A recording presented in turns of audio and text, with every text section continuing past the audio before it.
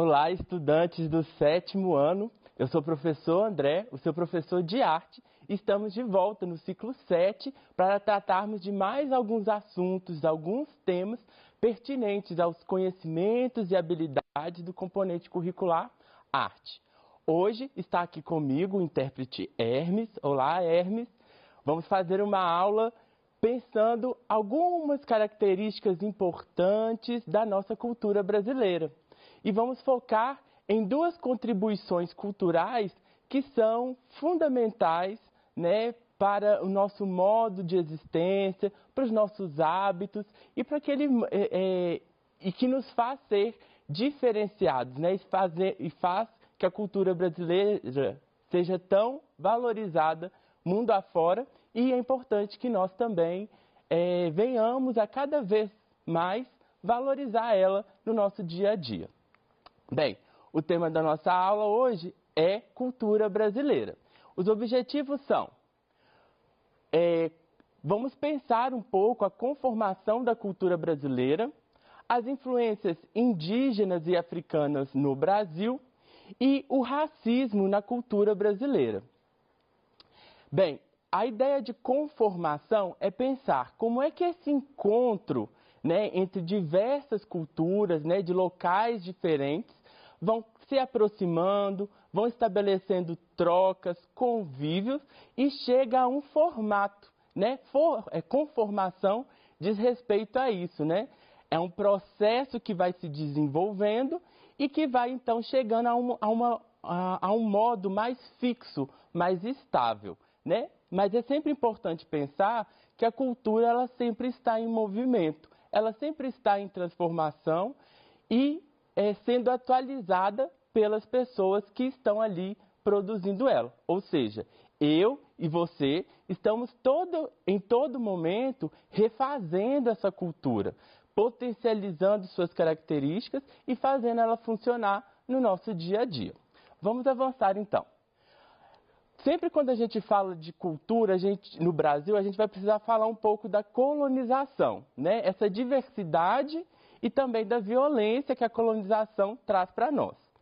Bem, na colonização a gente tem o estabelecimento de contato entre grupos culturais diferentes, contato entre experiências humanas diferentes e exploração e destruição de recursos naturais, humanos e intelectuais. É importante a gente falar disso porque muitas das vezes aparece no nosso dia a dia uma valorização, né, desse encontro entre portugueses, indígenas e africanos, mas às vezes a gente se esquece, né, da violência que esse encontro também teve, né? Houve um massacre muito grande de indígenas, né, no início da colonização, destruição de recursos naturais e também apagamento das identidades, né, dos modos de fazer de cada cultura, né? Porque se a gente tem uma destruição humana, a gente também tem uma destruição dos saberes, dos conhecimentos, e a gente não pode perder de vista isso quando a gente vai falar desse encontro de culturas, né? A cultura brasileira é muito rica por causa desse encontro, mas também foi um encontro polêmico e violento, né? E por isso a gente sempre tem que ter um pensamento crítico em relação a esse encontro. Bem, para a gente pensar um pouco mais disso, olha o tanto de experiências culturais que se encontraram no Brasil a partir da colonização, né? Então, aqui no território que hoje nós chamamos de Brasil, já havia uma comunidade indígena muito pujante, né? Muitas pessoas já estavam aqui. E chegaram, então, portugueses, depois vieram africanos, holandeses, italianos, alemães e japoneses, né? Isso depois, né, do momento, né, que a escravidão foi proibida, há então um movimento de outros imigrantes vir ao Brasil com mais potência, né, ajudando então a construir a nação brasileira pós-colonização, né? Isso enriquece a nossa cultura, traz uma diversidade e vai fazer nossas regiões do nosso país serem bastante diferentes, né? Então a gente percebe no sul do país, né, uma presença, né, dos alemães, italianos, por exemplo, né, em São Paulo também teve presença muito marcante de japoneses e holandeses lá no norte, no nordeste do país, né, tem também registros, né, da presença holandesa lá no nordeste do país. Bem, a produção da cultura. A gente já conversou bastante sobre isso daqui nas nossas aulas, né? Sobre a cultura ser elementos que são compartilhados e constroem a identidade de um povo, né? E como essa cultura, então, ela é produzida? No encontro de diferentes grupos culturais, houve compartilhamentos e trocas de saberes e elementos próprios de cada cultura. Foram produzidos outros modos de fazer e relacionar a música popular, a literatura, a culinária, as festas tradicionais são exemplos disso, né? E é importante, então, enfatizar mais uma vez que esse encontro, ele teve conflitos, né? Ele não foi sempre harmônico ou desejado. Houve também resistência de partes, né, principalmente das partes que foram oprimidas, foram exploradas, houve resistência para não perder os seus costumes, né? Um bom exemplo disso é dos próprios indígenas, né, no início da colonização, que saem do litoral brasileiro e fogem para o interior para não serem explorados pelos portugueses naquele início da colonização. Né? Então, esse é um modo de resistência, né? Fugir, eu não vou participar dessa troca nesse momento.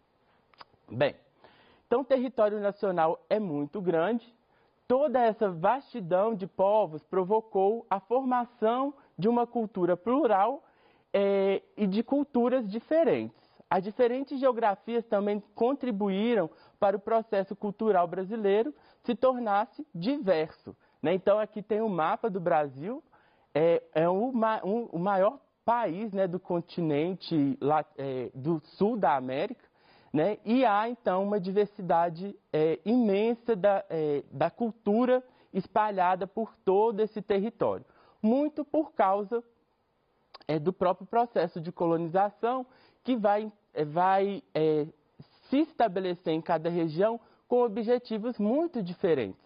Aqui em Minas Gerais, por exemplo, houve uma instalação, né, aqui no território mineiro para exploração de ouro a princípio, né?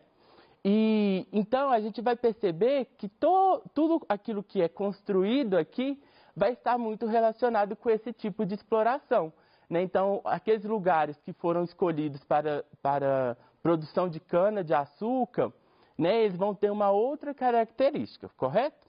Bem, então a gente vai perceber que, por causa dessa geografia, cada região vai poder desenvolver um modo específico de se expressar culturalmente a partir dos encontros que se estabeleceram. Então a gente tem um exemplo aqui, a música sertaneja. Encontramos nela elementos que remetem à vida do campo. O funk carioca, que fala da vida nas comunidades, dos morros, de onde ela surgiu. A literatura de cordel, né, um elemento forte aí do Nordeste brasileiro, trata de temas recorrentes ao sertão nordestinos. Elementos da vida gaúcha tratam da vida dos povos que se estabeleceram no sul do país.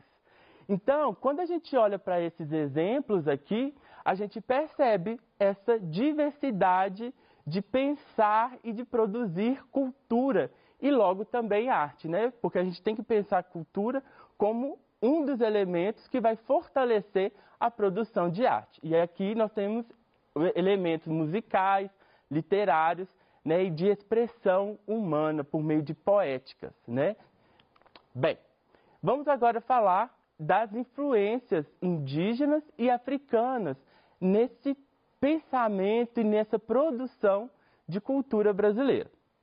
Bem, como eu iniciei falando com vocês, no território brasileiro existe um número muito grande, né, de comunidades indígenas.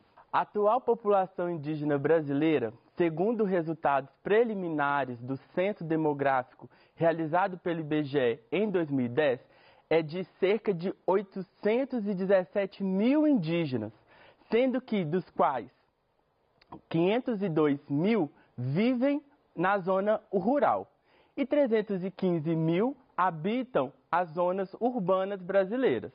A FUNAI também registra 69 referências de índios ainda não contactados, né? Ou seja, que ainda não tiveram acesso a eles para poder registrar e também acompanhar, né, assim, na medida do possível, as marcas culturais dessas comunidades. Ou seja, a gente percebe uma diversidade muito grande pelos números que são expressivos, né, de populações que carregam características específicas de viver e de produzir vida, né? Bem, então, a partir desses dados, a gente vai perceber que existem aí 274 línguas faladas, né, por indígenas, né, que foram também catalogados a partir desse censo demográfico e que demonstram, então, uma diversidade muito grande. Ou seja, então, no território brasileiro, a gente não tem apenas a língua portuguesa, a gente tem toda uma variedade, né, de línguas de comunidades indígenas específicas. Bem, eu trouxe aqui um dado para vocês, para a gente perceber o quanto de população indígena havia no Brasil, né, no início, antes da colonização, né? Então, em 1500 a gente vai perceber, né, que são mais de 3 milhões de indígenas no território, e em 2010 a gente vai chegar nesse número, né, de mais ou menos, em cerca, né, de 817 mil indígenas, né? Isso é uma perda muito grande, pensando que as populações elas devem sempre aumentar, né? E a gente percebe que por causa da violência, por causa da desigualdade, desde o período colonial até agora, essas populações têm sido dizimadas e têm sofrido diminuição significativa. Bem, então, tendo então esse olhar crítico, né, sobre a nossa cultura, sobre esses povos que compõem a identidade nacional, quais são os elementos então que estão no nosso cotidiano e que são de influência indígena? A língua, né, primeiramente.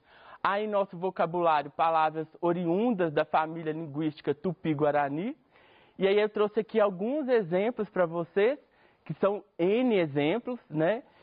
Então, olha, carioca, né, que é esse termo que a gente fala das pessoas que moram no Rio de Janeiro, né? Veio aí do tupi, cariocá, né, que significa casa, oca, do homem branco, cari. Mingau, né, que é um alimento que a gente consome bastante, que significa comida que gruda. Nhenhenhen, né, que é uma onomatopeia, né, que a gente usa para falar que alguém talvez está falando muito, está reclamando, está de nhenhenhen. Então, olha só como essa palavra está no nosso dia a dia, a gente não sabe que é de influência indígena. E tocaia, né, que quer dizer casinha ou cercado onde o indígena se escondia para surpreender um inimigo ou uma caça. Então, tem muitas palavras que estão aí no nosso dia a dia. Bem, hábitos, as alimentações fazem parte, né, do nosso dia a dia, né? Então, por exemplo, dormir em redes é algo que vem de um costume indígena, né? Então, se hoje em dia a gente usa a rede nas nossas casas, é por causa dessa influência também.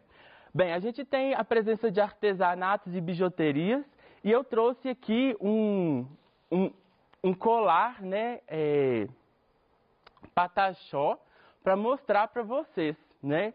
É um colar feito de sementes, pintada, né? E é um elemento que tem uma identidade muito grande desse povo pataxó, que está presente também no território mineiro. Bem, seguindo, a gente tem as influências africanas no nosso território. Foram mais, né, de 4 milhões de africanos transportados para o Brasil e vendidos como escravos, ou seja, uma população imensa que vai trazer as suas culturas, seus hábitos para o território brasileiro e que vão ficar aqui depois desse período de colonização. É muito importante a gente ter em vista que todos esses grupos que saíram do continente africano, eles têm origens étnicas, ou seja, grupos menores diferentes. E alguns que são marcantes, né, e que vão estar presentes na religiosidade, nos modos de alimentar, eu destaco a comunidade iorubá, né, que vem ali de Benin, da Nigéria, né, que foi um dos lugares onde mais saíram escravizados para o território brasileiro. Bem, então, na nossa língua também vai aparecer marcas dessa influência africana. E aí tem algumas palavras que eu gosto muito, né, que estão relacionadas ao carinho, que é o dengo, o cafuné, o caçula, né, ou seja, o último filho, né, de uma família, o caçula, e a muvuca, né, gente? A gente fala isso várias vezes, tem gente que gosta de muvuca, tem gente que não gosta de muvuca, e isso vem da influência indígena na nossa fala.